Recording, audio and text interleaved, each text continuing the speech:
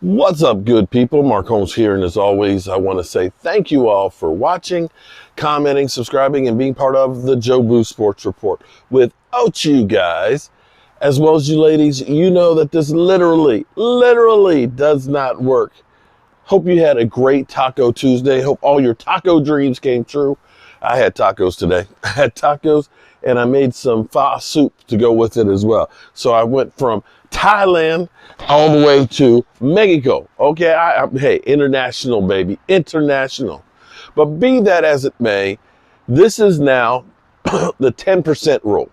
The 10% rule. You're probably like, what? It is the off season of the NFL. Take about 10% of what you hear, and that's about how much of it is actually going to happen. 10% rule.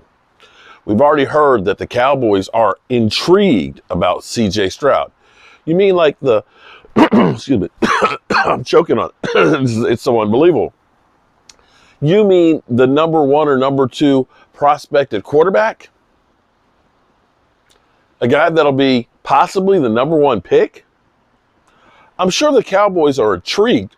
They're intrigued by about every player that's out there. But reality is there's no chance in hell that the Cowboys would move up and try and get C.J. Stroud. And now, of course, you're going to hear all of the different trade scenarios that are out there.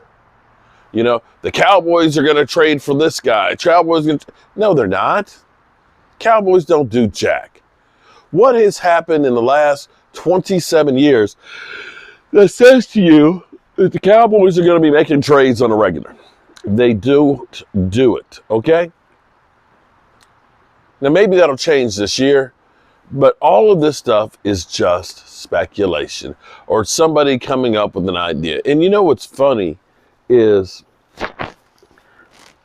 I don't know if it's like a group of people or what, but you see, if you just go to YouTube right here where we are and click on like Get Up or, you know, Dallas Cowboys and things, and you'll see bombarded all of these things. It'll say, you know, EFL, you know, or, you know, pardon the interruption or something like that, you know, or you'll see crazy names and you'll see the clickbait headlines.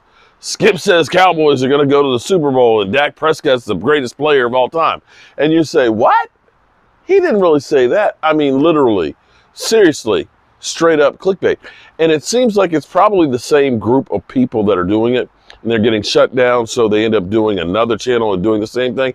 Because I swear, it's like every day, every couple of days, there's new ones with the same type of titles and doing the same thing. And now you're seeing them where they're turning the picture kind of diagonal or they're cutting it so that way, you know, it's a different look and you know that they're just straight up stealing stuff. And of course, doing the clickbait titles. But of course, you will hear so much mindless minutia of things that the Cowboys should do. And pretty much any player out there that has a name that might be released or traded, instantly it's the Dallas Cowboys. Don't believe me? How many times have you seen Aaron Rodgers in a Cowboys outfit? That to me is about the craziest full of shit thing that I've ever seen. Aaron Rodgers was the one who made sure that Mike McCarthy was kicked the hell out of Green Bay. He was on the bandwagon. He ain't going to be playing for Mike McCarthy. And I still say, Aaron Rodgers is not that guy like he used to be. I know he had receivers that dropped a whole bunch of passes, but he's still good. But I don't know that he's great. And FYI, he's only won 1 Super Bowl with Mike McCarthy. So all those in Raiderland that think we get Aaron Rodgers automatically, we're going to win the Super Bowl, I say see Russell Wilson going to Denver and how difficult that is. Be that as it may, we of course have as a lot of Cowboys will say, a garbage-ass quarterback who needs to be replaced. As we sit here and listen to the Baltimore Ravens, who are between a rock and a hard place right now, Lamar Jackson wants a contract like Deshaun Watson, which was kind of an outlier contract. He wants it fully guaranteed. The Ravens are like, but you've been injured the last couple of years going down the stretch. We're not sure we want to do that. If they put the franchise tag on him, it's $45 million. If they use the transitional tag, then it's 32. But somebody could go ahead and make a deal with Lamar Jackson, pay him what he wants, and only have to give up 2 number ones. The Ravens are screwed. They're screwed. Their offense is built around having Lamar Jackson. Deshaun Watson, who has a fully guaranteed contract, who I know he's been out of football. He was out of football for a year and a half, but a guy who had the biggest contract and a $54.5 million cap number for next year on a fully guaranteed contract, did not look very good last year. The Cleveland Browns were desperate. They overpaid. They gave up 3 number ones last year's, this year's, and the following year to get Deshaun Watson. Before Deshaun Watson, they were a playoff team. Yeah. Then there's Daniel Jones, who's looking for $45 million. $45 million a year for a guy who's had more turnovers since he got in the league than anybody else.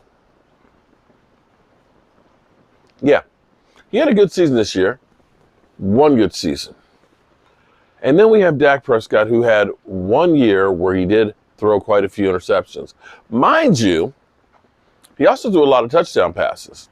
Mind you, he also scored a lot of points. And we talk about he's overpaid. Okay, got it now.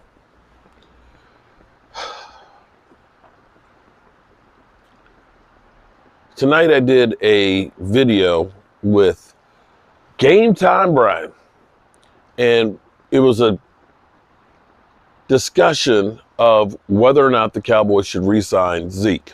We both took different sides of the argument.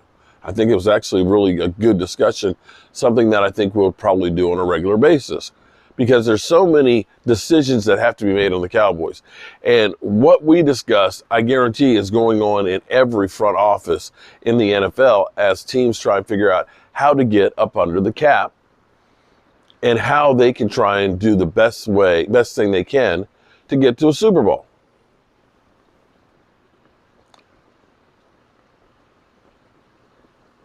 And that's the discussions I hope that are going on.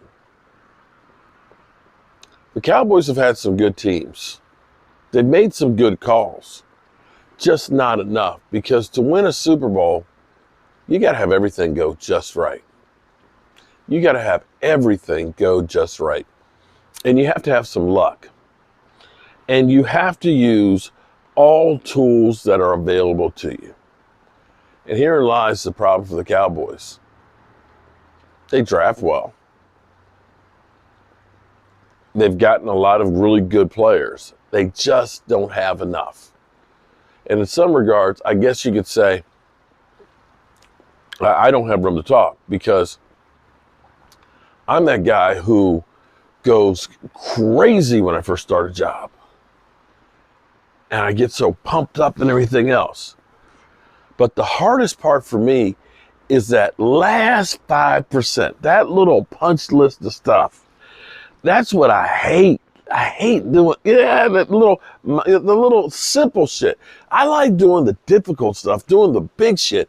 But when it comes to that little I just hate it. And I have to force myself through there. And that's the Cowboys. They get players, they get some good ones, they get them in the right positions, but it's that last little bit that they fail on, which is understanding that we need just a little bit more to finish this product. And until they realize that, until they start doing something about that, we're always going to be a bridesmaid and never that bride. I'm hoping and praying that they eventually get this shit together. But we'll have to wait and see. So with that being said, I got to get up early in the morning, going down to work on the red brick house tomorrow. And it's kind of crazy because it's warm. It's like, I don't even know why I get a sweatshirt on. It's so warm that my fish in the pond are swimming at the top. It's February. It's February. They should be down at the bottom. They're hibernating. They're looking to get fed. This shit's not natural. But that's all I got for you guys tonight. I end this like I always do. Be sure to tell the people you love them. You better, because you might not get the chance again. I love you guys, and God willing, I'll see you tomorrow. Peace out.